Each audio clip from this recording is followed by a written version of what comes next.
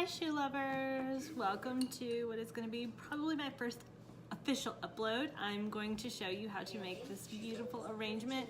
Do not be alarmed if I'm wearing different clothes during the video. The first part was actually filmed last night while I prepped the flowers so that they could be sitting in some water with some flower food all night, and the second part was filmed a little bit earlier today. So let's go for a stroll in our red-soled shoes and make this beautiful floral arrangement. See you soon! So we are going to just speed through the flower prep process. I'm showing you the flowers I got. I got 2 dozen roses of pink roses, a mini spray carnation, and some green pom-poms. I am breaking them down. I am removing all of the lower leaves with my stem stripper. I am cutting them at a good angle and putting them in some water that holds some flower food. It's important to do this the night before. That allows your flowers to kind of get acclimated, as well as drink up as much water as possible and get as full as you can get them. So I'm just going to continue to break down flowers, so enjoy the show.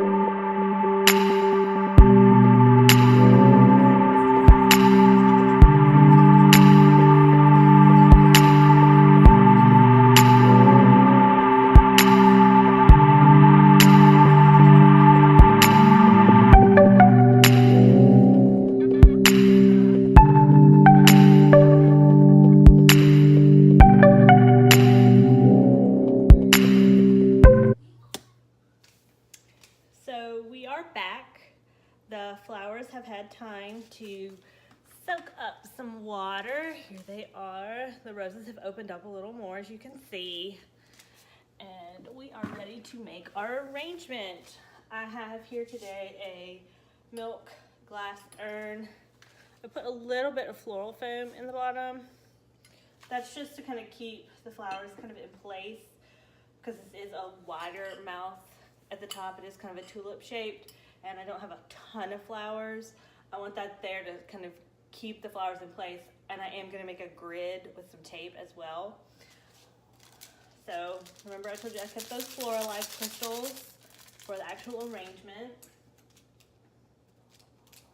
I have about 2 cups of water that I'm going to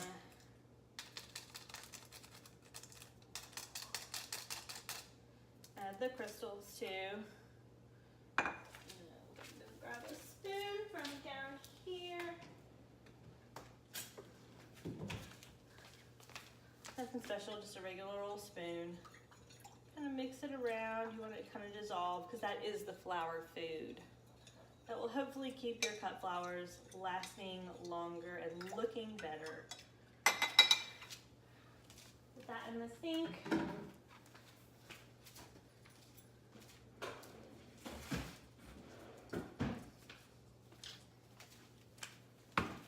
So that kind of dissolves in there. I'm gonna make a grid. This is just some clear floral tape.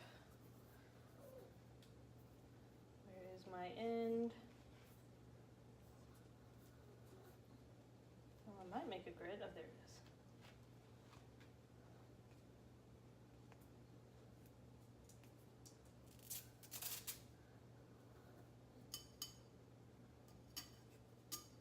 This comes in, green as well, but I like the clear because most of my vases are clear or have some type of color on them.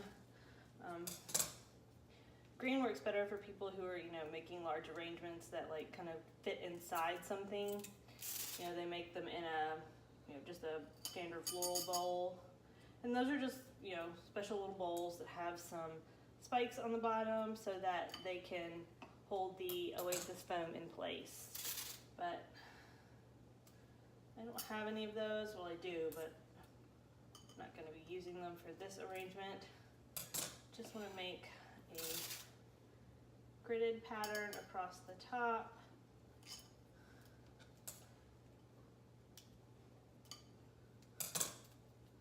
With my tape. Just making, a lattice work basically.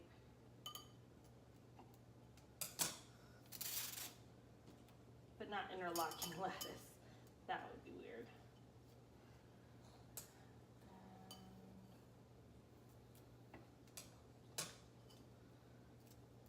Fold the end over so that I can hopefully find my end a little better next time. And we're done with that. So there is the grid pattern, as you can see. Whoops. I'm going to pour some water in here so that the flowers can continue to drink water once I put them in the floral foam. All right. Spilled a little bit. So we have that. We have our flowers. I am gonna pop outside real quick, grab me some greenery, just some from the bushes that I have outside. I have some. As you can see, I'm back from the yard with some tree trimmings. I really don't know what tree this was, but it was the one that I decided to use today. I didn't see any camellia stems that I liked, and the magnolia bushes, I have little gem magnolias, so the leaves aren't very big, and I wanted something a little more substantial for this arrangement. I am just going down and breaking them down a bit, removing some lower leaves so that they can actually go into the arrangement and the floral foam through the tape grid. I am also giving them a good angled hard cut so that they can drink up the water, because allowing the greenery to drink up the water is just as important as allowing your actual flowers to drink up good water. I'm trying to make a pretty even base with these pieces of tree trimming, which is a little difficult because the stems were not as pliable as I had hoped they were. So I am now fitting in some smaller pieces just to kind of fill out the actual base of what will be the base of the arrangement, just right around the top of the actual vase that I have here. Again, all the while kind of turning it around to make sure that everything kind of looks okay, and I'm going to give it a good fan. Now we're going to start with the actual flowers. You see here I've got a rose. So you always want to start your arrangement with what is known as a focal flower. So you might be asking, what is a focal flower? So when you are developing a mixed bouquet like this one, there are several different elements. You have focal flowers, secondary flowers, filler, and greenery. Your focal flowers are obviously your more prominent, often your larger blooms.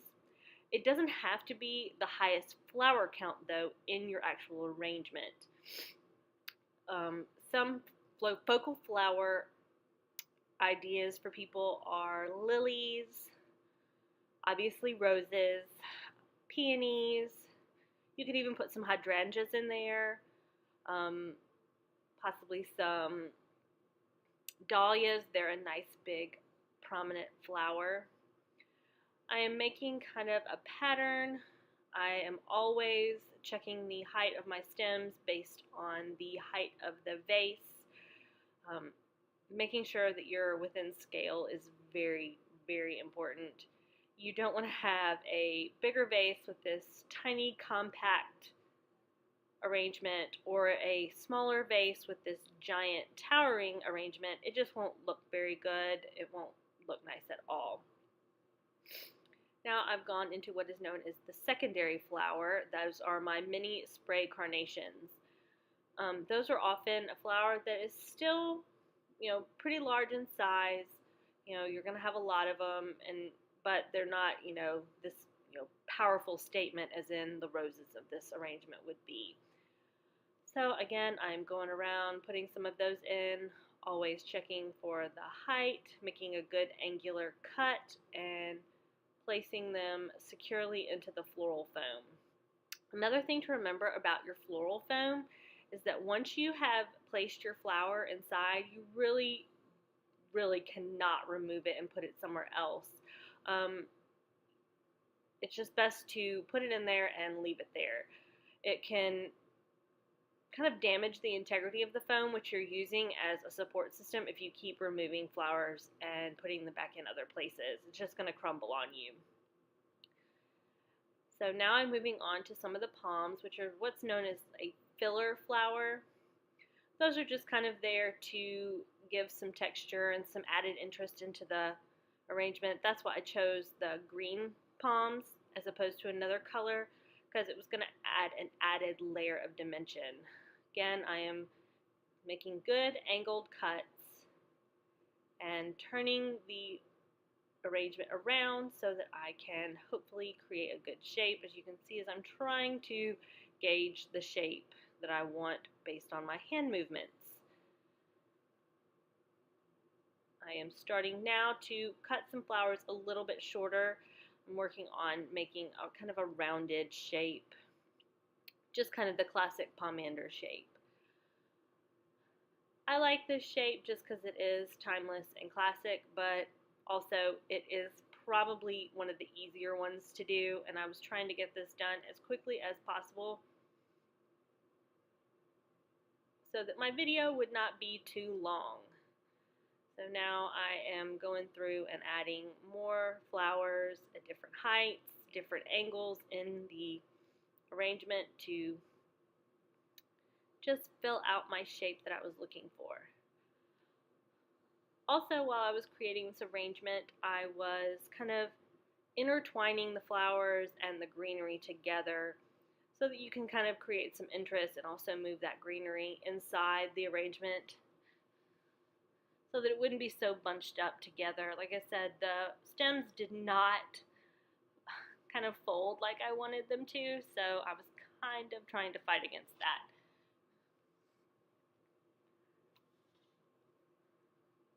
I just keep plugging away and cutting flowers and inserting them into the floral foam and through the tape grid.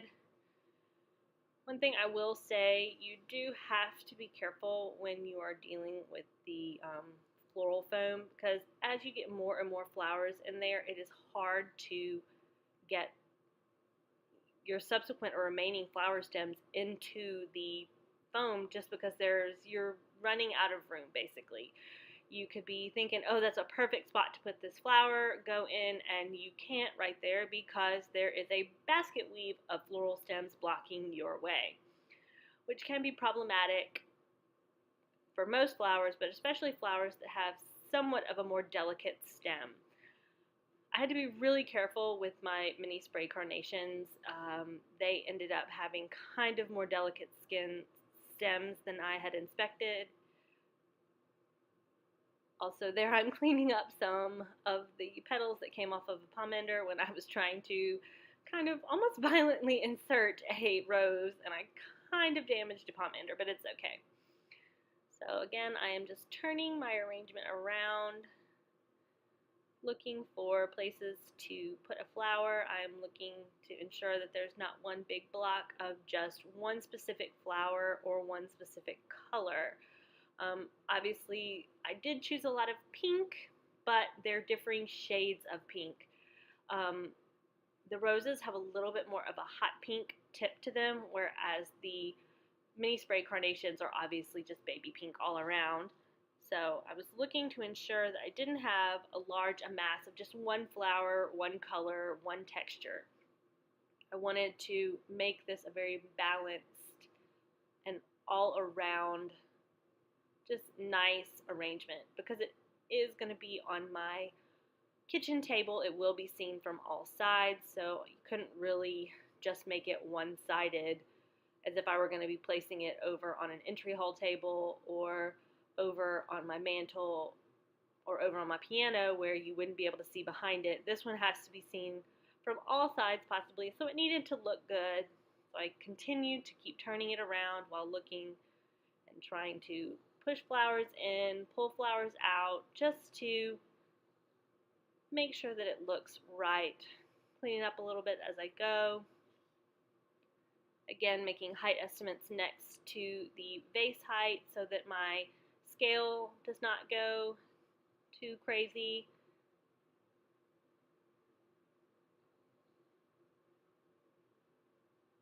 You see me there, I'm pushing a little bit harder. Again, cleaning up, just cutting and moving on along.